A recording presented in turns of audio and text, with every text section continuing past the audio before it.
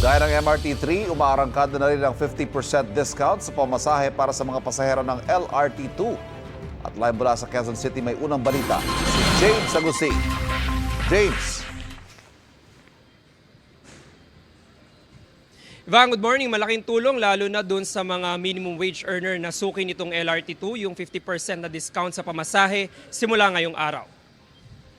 Maaga mga pasahero ngayong Lunes dito sa LRT Cubao Station, kinatuwa ng marami ang 50% na discount sa pamasahe na ipinatutupad ng Department of Transportation sa LRT2. Kahit na paano raw ay makakatulong sa mga commuter ngayong mataas ang presyo ng produktong petrolyo. Sabi ng mga pasahero na namin nakausap, ilalaan daw nila sa ibang gastusin na matitipid sa pamasahe. Nakapaskil na ang discounted fare matrix sa bawat istasyon. Sa single journey ticket, 8 pesos hanggang 18 pesos depende sa destinasyon. Habang sa stored value card o beep card ay mula 6 pesos and 50 centavos hanggang 16 pesos and 50 centavos. Automatic na ang discount pagbili ng ticket. Paglilinaw ng LRTA, wala nang dagdag na discount ang mga estudyante, senior citizen at PWD dahil naka 50% off na talaga ang kanilang pamasahe.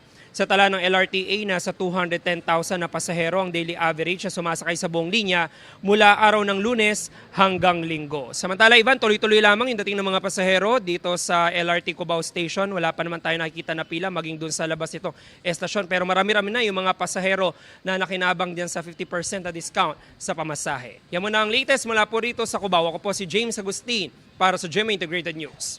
Igan, mauna ka sa mga balita, mag-subscribe na sa GMA Integrated News sa YouTube para sa iba't ibang ulat sa ating bansa.